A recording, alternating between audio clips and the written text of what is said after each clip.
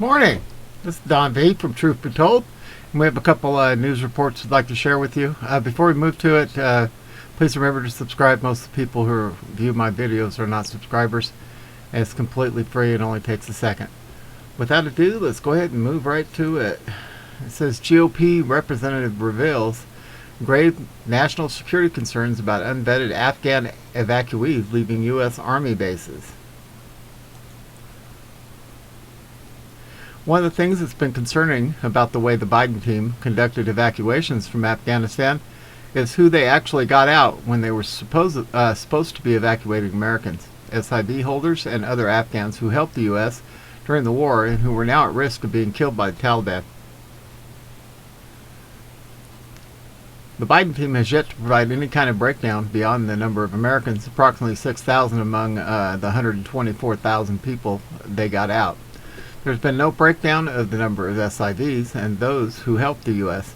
or who might have come in under parole. That is the DHS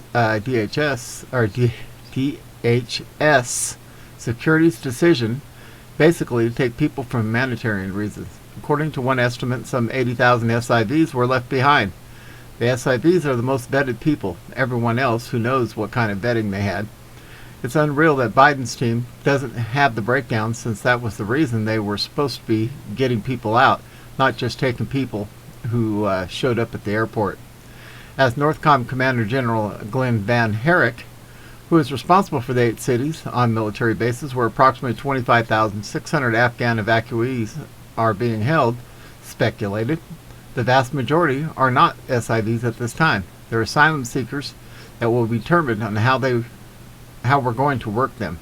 He says they're going to ultimately have 50,000 on the bases. The Biden team had previously claimed that no one would be allowed to come to the U.S. without being fully vetted. After saying that, they had to admit that 10,000 already brought here would need additional screening. Also, 100 of the people evacuated the U.S. even had ties to terrorists, including the Taliban or other terrorist groups. Two of the flagged people have caused such concerns now that they were sent to Kosovo for further review because of security concerns. Translation: you have thousands of not fully vetted people who weren't even necessarily people who helped the U.S. or these bases in this country.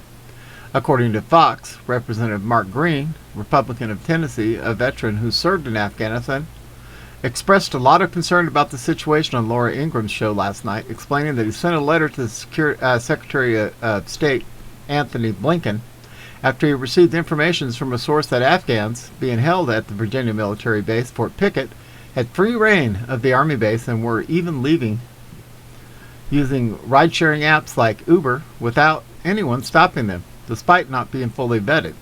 He also said that the military had no authority to arrest or stop anyone from leaving. He demanded answers from Blinken, saying that this obviously posed a concerning national security risk. Green said that this problem wasn't only at Fort Pickett, and this wasn't the fault of the military. The State Department is failing to give the Pentagon adequate information. They don't know exactly how many evacuations are even there, so they can't account for someone if they don't return, he said. And they're telling the people if you go and don't come back, that will injure visa processing. If they want free, they're gone, and there is nobody keeping them from leaving. Green said the State Department didn't seem to care that there might be Taliban among the other people. We don't have biometrics on a good portion of these people, and we can't really get information from the state because they won't provide names. The State Department is a complete failure. We have no way of knowing who they are, and we've had talks with people who are saying they know Taliban is in some of these flights.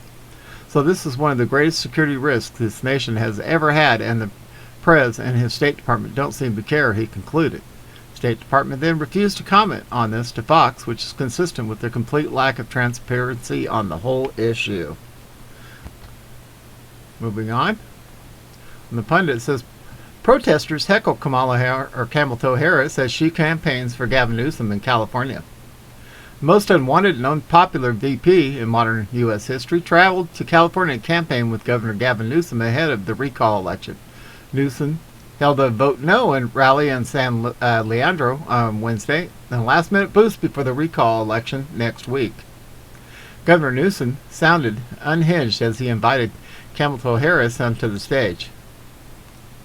Now, the number of things that had to happen for Gavin Newsom, Kamala Harris's moment is sort of mind-blowing.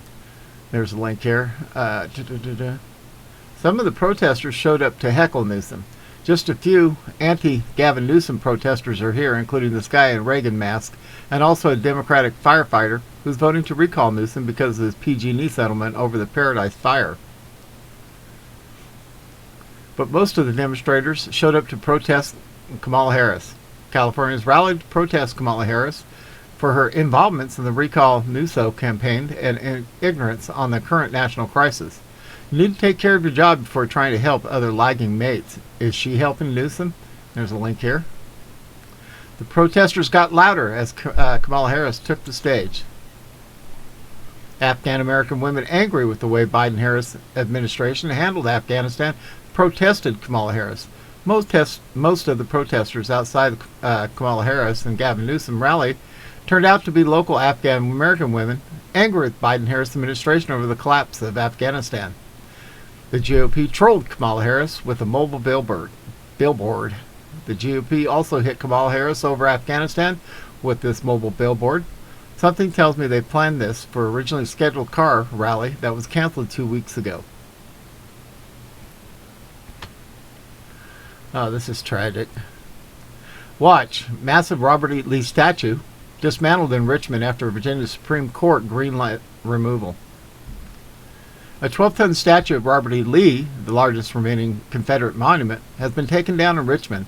The removal was ordered by Democrat Governor Ralph Northam last year, triggering a bitter court battle. Worker crews showed up at the equestrian monument early on Wednesday, taking it down from its pedestal with a massive crane.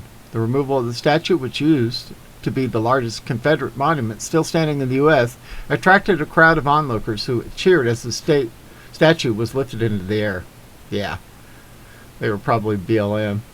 Statue of Robert E. Lee has been repeatedly vandalized in the last year amid Black Lives Matter protests, which is pedestal script with graffiti and marred in paint. Virginia Governor Ralph Northam ultimately ordered its removal back in June of 2020. The decision triggered a lawsuit from residents and a dissident of signatures who granted the deed to the property where the statue stands. The plaintiffs argued the governor lacked the authority to remove the monument and said it should remain in place forever according to the original deed. The lawsuit ultimately ended up in Virginia's Supreme Court, which has unanimously ruled that due to values changes and public policy changes, the state had the power to remove the statue if it wished to. The display of Robert E. Lee statue as a public monument communicates principles that many believe to be inconsistent with the values of the Commonwealth currently wishes to express, the court argued.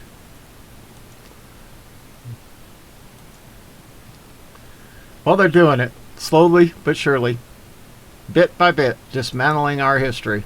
Got to make sure, where history is forgotten, we're doomed to repeat it. So, just keep pushing, keep pushing. At any rate, this is Don B. Broadcasting sunny skies here in Arizona. Hope everybody has a wonderful Thursday, and we are out of here.